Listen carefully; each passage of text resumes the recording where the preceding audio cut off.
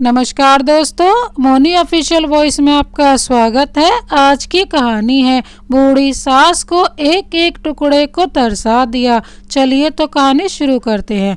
बुढ़िया, तेरी हिम्मत कैसे हुई रोटी पर घी लगाकर खाने की? तेरे लिए 2 सूखी रोटी जानबूझकर ही रखी है मैंने। रोटी के साथ दाल दे रही हूँ। यह काफी नहीं है क्या तेरे लिए, जो अब घी भी लगाकर खाएगी तू रोटी पर? बड़ी बहू सुधा अपनी सास अर्चना जी से चिल्ला कर बोली। अर्चना जी बोली, बहू, सूखी रोटी दांतों से चबाई नहीं जाती है और आज बहुत दिनों बाद घी देखा तो रहा नहीं गया और खाने की इच्छा जाग गई। सुधा जल्दी से अंदर गई और एक खाली पड़ा हुआ ताला चाबी लेकर आ गई। रसोई को ताला लगाकर बोली, लीजिए माँ जी, अब ना रहेगा बांस और ना बजेगी बांसुरी। अब ना आपको घी दिखाई देगा और ना उसे खाने का मन करेगा।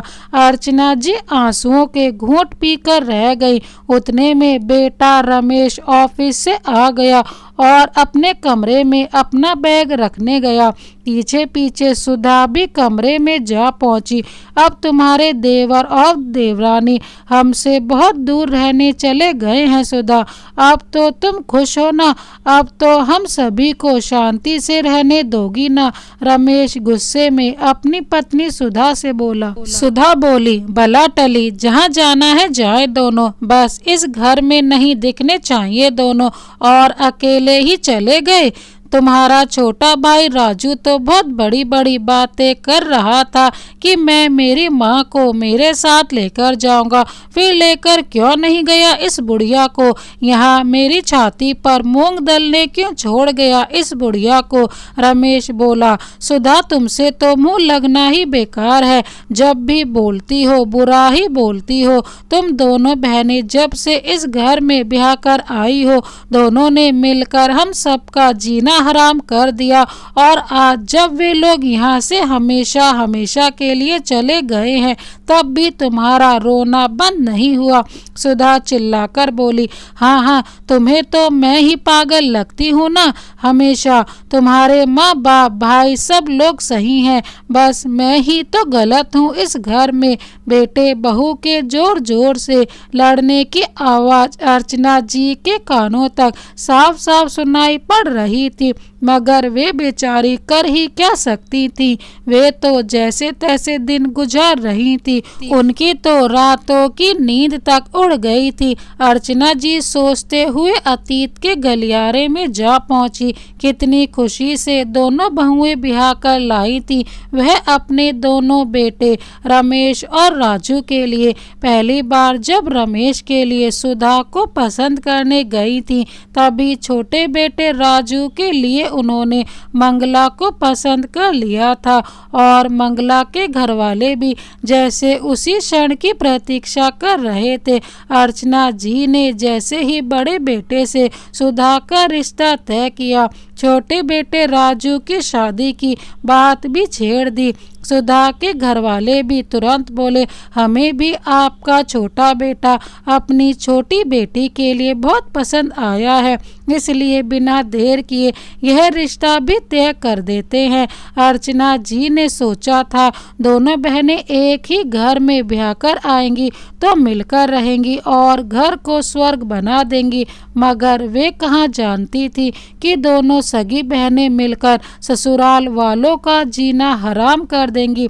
सुधा और मंगला दोनों की शादी एक ही मंडप में एक ही दिन और एक ही साथ दोनों भाई रमेश और राजू के साथ हुई थी। शुरुआत का महीना तो अच्छे से कटा, मगर धीरे धीरे दोनों एक दूसरे को नीचा दिखाने का एक भी मौका नहीं छोड़ती थी।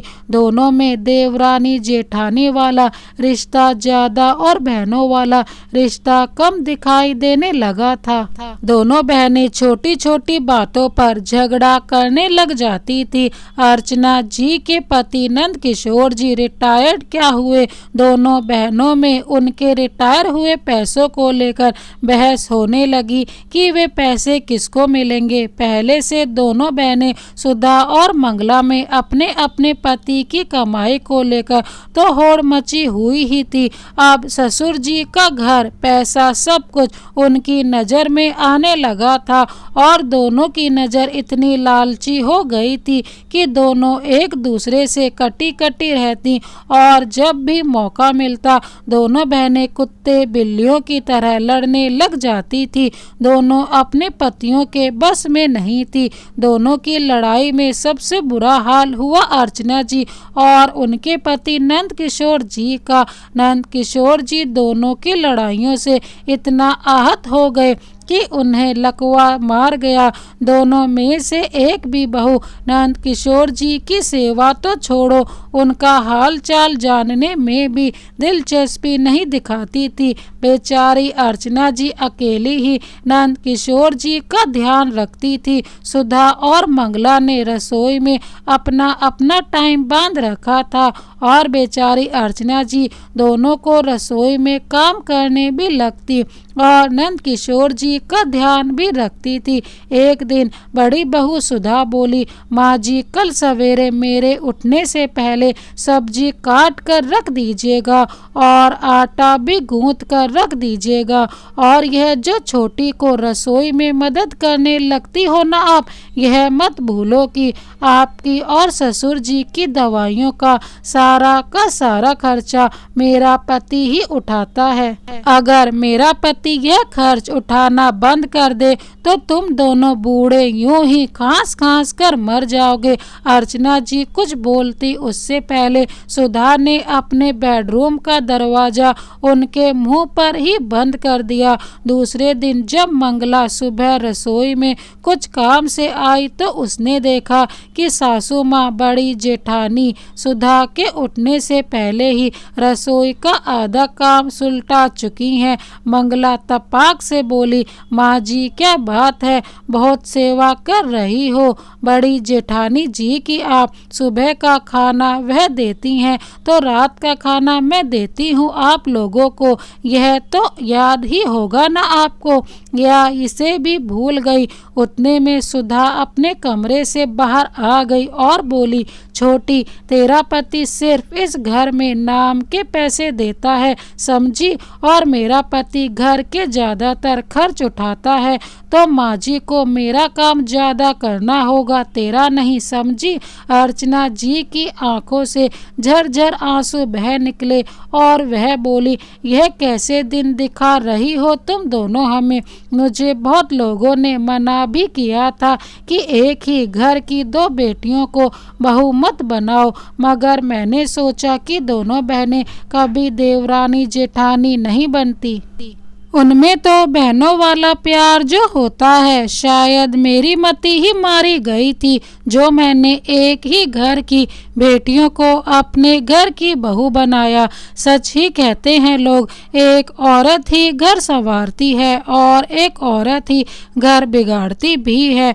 तुम दोनों के लिए तो हम लोगों की कोई अहमियत ही नहीं है, न सास ससुर का कुछ लिहाज है और न अपने पतियों का। उतने में छोटी बहू मंगला बोली, चुप कर बुढ़िया, आज मैंने अपनी आंखों से तुझे सुधा दीदी के लिए ज्यादा काम करते पकड़ लिया है तो तू भाषण देने लग गई, और अब तक कहाँ छुपा रखे थे यह आंसू। अब शाम को मेरे कमरे में से बाहर आने से पहले दाल चावल की तैयारी करके रखना, वरना देख लेना मुझसे बुराई कोई नहीं होगा। अर्चना जी की आंखों से आज आंसुओं का सैलाब बरस रहा था और बेचारे नंद किशोर जी जो बिस्तर पर पड़े पड़े यह सब कुछ अपनी आंखों से देख रहे थे, अपनी ही किस्मत पर रो रहे थे कि यह कैसे दिन देखने पड़ रहे हैं उन्हें और उनकी पत्नी को। उनकी आंखों से आंसू बह रहे थे। सबसे ज्यादा दुख तो उन्हें इस बात का हो रहा था कि वे अपनी पत्नी के लिए ना कुछ बोल सकते हैं और ना कुछ कर सकते हैं। उनकी आंखों से भी आंसू बह रहे थे। बस थोड़ी देर में अर्चना जी नंद किशोर जी के लिए खाना ले आई और उन्हें उन्हें खिलाते हुए बोली, आप क्यों रो रहे हैं? देखना आप जल्दी ठीक हो जाएंगे। मगर नंद किशोर जी बस एकटक अर्चना जी को देखे जा रहे थे, जैसे कह रहे हो, अर्चना मैं तुम्हारे लिए कुछ नहीं कर पाया। दूसरे दिन सुबह नंद किशोर जी उठाने पर भी नहीं उठे, क्योंकि उन्होंने अपनी आंखें हमेशा के लिए बंद कर ली थी। आए दिन बहुओं के रवैये से उनके दिल को सदमा लग गया था और वे भगवान को प्यारे हो गए थे। अब अर्चना जी और अकेली हो गई थी और उनके साथ बहुओं का रवैया और बुरा हो गया था। दोनों भाई भी अपनी पत्नियों से परेशान हो चुके थे, मगर सुधा और मंगला अपनी मनमानी करने में बाज कहाँ आती थी। दोनों बहनें दिन रात अपनी सास को बुरा भला सुनाती रहती थी। रमेश अपने छोटे भाई राजू को अपना छोटा भाई नहीं, अपने बेटे की तरह प्यार करता था और छोटा भाई राजू भी बड़े भाई रमेश को पिता की तरह ही इज्जत देता था।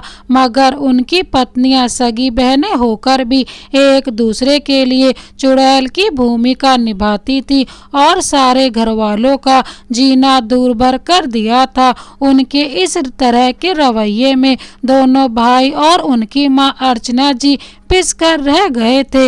एक दिन रमेश बहुत उदास बैठा हुआ था, तभी अर्चना जी उसके पास आई और बोली, बेटा क्या बात है, तू आजकल बहुत उदास रहने लगा है। रमेश बोला, माँ मुझे कुछ समझ नहीं आ रहा, मैं क्या करूँ। छोटे भाई के लिए कुछ भी सोचता हूँ तो खुद गर्ज कहलाता हूँ। सुधा तानों की बौछार से मेरा जीना हराम कर देती है। वह राजू और मंगला से इतनी नफरत करती है कि उनकी शक्ल तक नहीं देखना चाहती। मेरे तो कुछ समझ में नहीं आ रहा कि मैं अब क्या करूं। अर्चना जी बोली, रमेश जब पानी सर से ऊपर चला जाए तो उसी समय सही निर्णय ले लेना चाहिए। तुम दोनों के घर की शांति भंग ना हो, इसलिए तुम दोनों भाइयों का अलग हो जाना ही अच्छा होगा।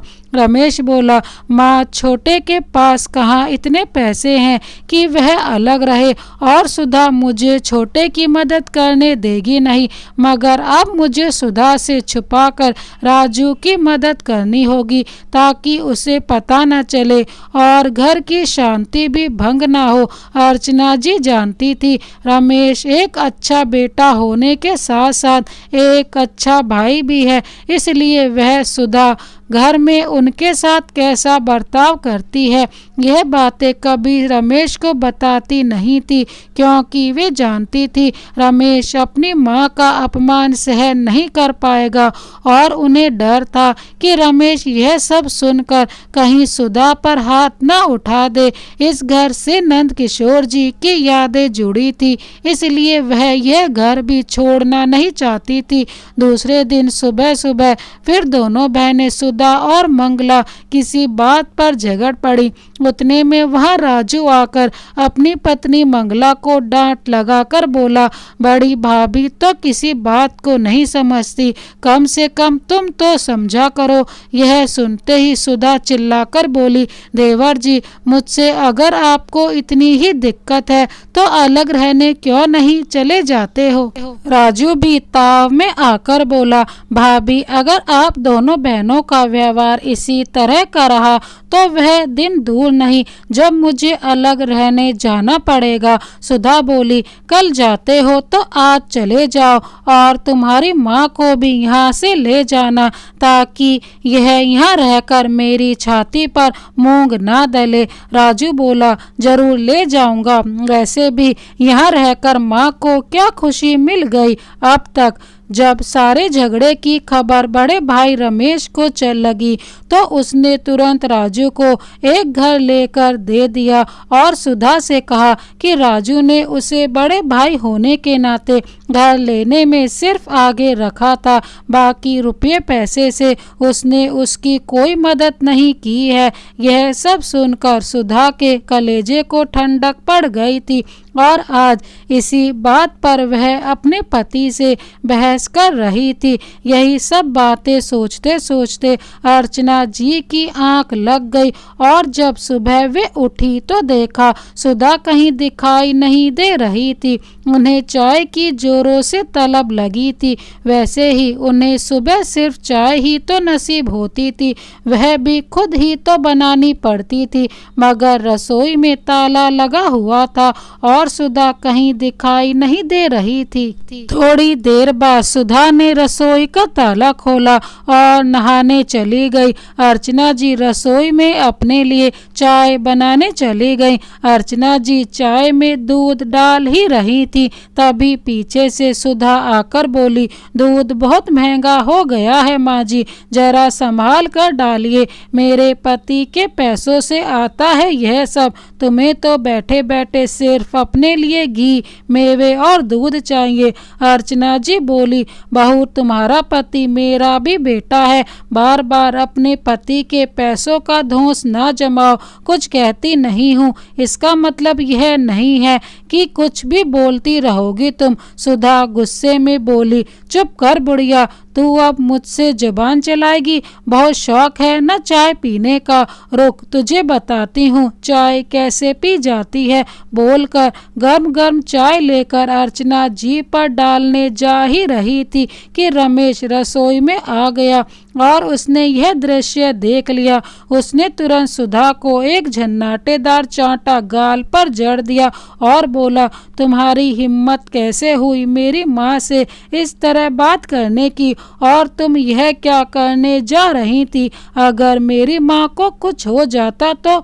बोलकर वह सुधा को फिर से मारने जा रहा था कि सुधा अर्चना जी के पीछे छुपते हुए बोली, जी मुझे माफ़ कर दीजिए, आइंदा से कभी ऐसा नहीं होगा, मैं आवेश में आ गई थी।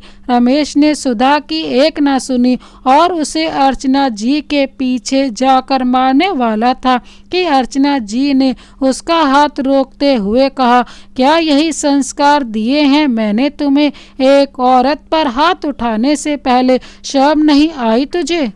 रमेश बोला, माँ तुम इसे मत बचाओ, तुम तो जानती ही हो इस औरत ने सबको बर्बाद कर दिया है। अर्चना जी ने जैसे तैसे रमेश को रोका और बोली, इसको अंतिम मौका दे दो रमेश, शायद यह सुधर जाए। रमेश ने माँ की बात मान ली, मगर सुधा कहाँ सुधरने वालों में थी। वह कहते हैं ना, कुत्ते की पूंछ हमेशा टेढ़ी ही रहती है, चाहे उसे जितना सीधा करने की कोशिश करो। दूसरे दिन सुधा अपनी सहेली के साथ मार्केट गई हुई थी। वहां उसने जो देखा वह देखकर उसके पैरों तले जमीन खिसक गई। उसने देखा कि उसकी देवरानी मंगला वहीं मार्केट से सटी एक कॉलोनी में घर का ताला खोलकर अंदर जा रही थी, जिसे देखकर उसे बहुत गुस्सा आया और वह घर आकर रमेश पर बरसते हुए बोली, तुम तो कह रहे थे मंगला और राजू हमसे बहुत दूर रहने चले गए हैं, मगर वे तो यहाँ पास के ही मकान में रह रहे हैं, मतलब तुमने मुझसे सब कुछ झूठ बोला। सच सच बताओ, वह घर किसके पैसों से खरीदा गया है? और तुम्हारी माँ के पास रहने का इतना ही शौक है तुम्हारे छोटे भाई को तो इस बुढ़िया को भी अपने साथ क्यों नहीं ले जाता? यह सब सुनकर अब रमेश का पारा भी चढ़ गया था और उसने न आव देखा न ताव और वह सुधा को बहुत तेज मारने लगा। रमेश ने सुधा के गाल पर जोरदार तमाचा जड़ दिया।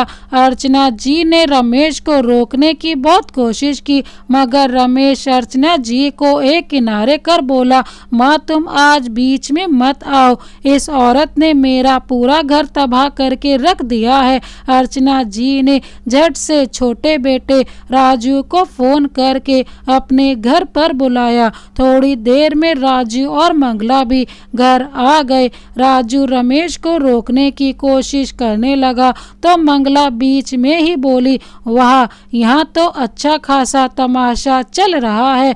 अच्छा हुआ मैं भी साथ आ गई, वरना यह तमाशा देखने का लुत्फ नहीं उठा पाती। राजू ने तपाक से एक चांटा मंगला के गाल पर जड़ दिया और बोला, भैया, हम दोनों भाइयों की ही गलती है जो आज तक इन दोनों बहनों को झेल रहे थे। अब भी देर नहीं हुई, इन दोनों बहनों को हमेशा के लिए इनके मायके ही भेज देना चाहिए ताकि हम लोग सुख चैन से रह सकें।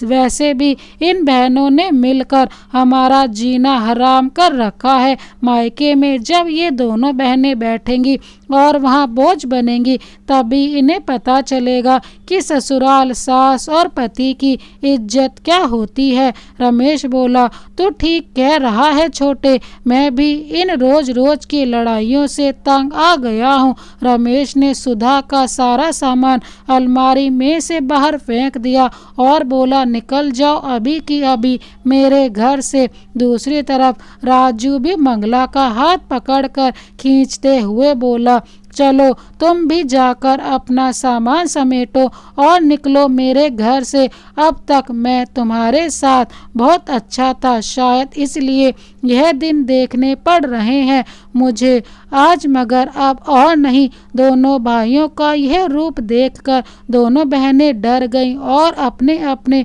पतियों से माफ़ी मांगने लगी, मगर दोनों भाई टस से मस ना हुए।